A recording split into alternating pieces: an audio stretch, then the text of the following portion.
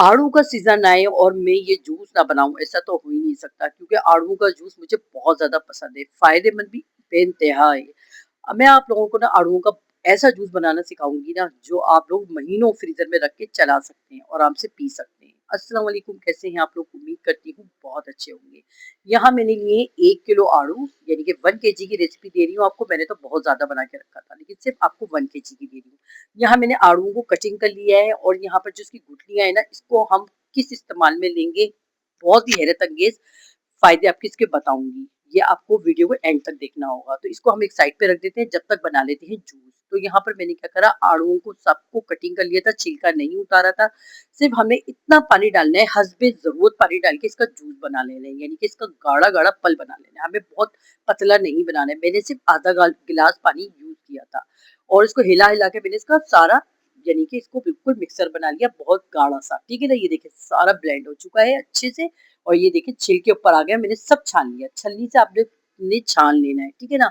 अब ये देखिए गाढ़ा-गाढ़ा जूस मिल गया है हमें। अब हम इसको पैन में डाल देंगे, पैन में डालने के बाद हम इसको पकाने के लिए रख देंगे। कितना गाढ़ा है देखिए, क्योंकि मैंने इसमें ज़्यादा पानी शामिल नहीं करा था।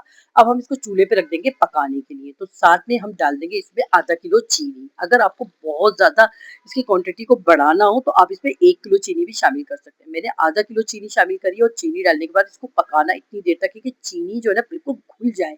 मुस्तकिल चम्मच चलाते रहिएगा ताकि चीनी का दाना घुल जाए और इसमें उबाल आना शुरू हो गया है। दाना भी सारा घुल गया है। अब हम इसमें डाल देंगे हाफ टी स्पून टाटरी। ठीक है ना? टाटरी से क्या फ़ायदा होगा कि ये खराब नहीं होगा और 2 लेमन के जूस डालना है। 2 लेमन हो आपके पास बड़े, छोटे साइज़ के, ज़्यादा कोशिश हो कि बड़े साइज़ के 2 लेमन हो तो उसका जूस आप डाल दीजिएगा इसमें। अब यहाँ पर हम डाल देंगे हस्बे ज़रूरत नमक। नमक मैंने हाफ टी स्पून डाला है, आप देख लीजिएगा, चख लीजिएगा आपको कितना पसंद हो। अच्छा, यहाँ डालेंगे हम इसमें आधा कप सिरका, सफ़ेद सिरका आपने आधा कप डालना है क्योंकि मुझे जो आड़ू का जूस पसंद है ना वो है बिल्कुल ऐसा जैसे खट्टा भी हो और मीठा भी हो। ठीक है ना? तो यहाँ बस इसको अच्छे से उबाल हमने दे दिया है, इसे अच्छे से पका लिया है। ये देखिए पक गया और हमने इसको क्या करा, एक बाउल में डाला और ठंडा कर लिया। ये देखिए सारा ठंडा हो गया। ये देखिए आपको नज़र आ रहा होगा ना, बाउल में डाल के हमने ठंडा कर लिया। चीनी सारी घुल गई थी, पक चुका है। अब यहाँ पर देखिए हमने इसको ठंडा कर लिया। ठंडा करने के बाद आपने क्या करना है, इसको बोतल में डाल देना है। इस तरह की 2 बोतलें हमारे पास आ गई थी आराम से, ठीक है ना? ये देखिए, अगर आप चाहें तो उसको बर्फ की किस्त में डालें और उसको जमा लें। जमाने के बाद एक बॉक्स में डाल के रख दें। जब आपका दिल चाहे आप इसको निकालें और जूस बना लें। अब देखें इसको बनाना कितना आसान हो गया, क्योंकि हम इसको इस तरह से बनाएँगे जैसे आप लाल शरबत बनाते हैं। लाल शरबत में तो फिर भी चीनी डालना पड़ती है, लेकिन इसमें चीनी भी डालना नहीं पड़ेगी क्योंकि चीनी हमने इसमें आधा किलो शामिल की है। 1 किलो आड़ू थे। यहाँ पर मैंने क्या करा, ग्लास में बर्फ डाली और ये हम अपने हस्बे ज़रूरत जितना जूस हमने डालना है डाल लें, मिक्स कर लें और इसमें जायके को मज़ीद बढ़ाने के लिए और हाज़मे के लिए हम इसमें डाल देंगे 2-2 3-3 चुटकी इसके अंदर काला नमक। ठीक है ना? इससे और अच्छा टेस्ट आ जाएगा, इसका मज़े का लगेगा पीने में। यहाँ की रेसिपी आपको ज़रा-सी भी पसंद आई तो अपनी वीडियो को शेयर करना है, लाइक करना है, कमेंट्स करना है और जो चैनल पे नए ना उन्होंने लाज़मी सब्सक्राइब करना है।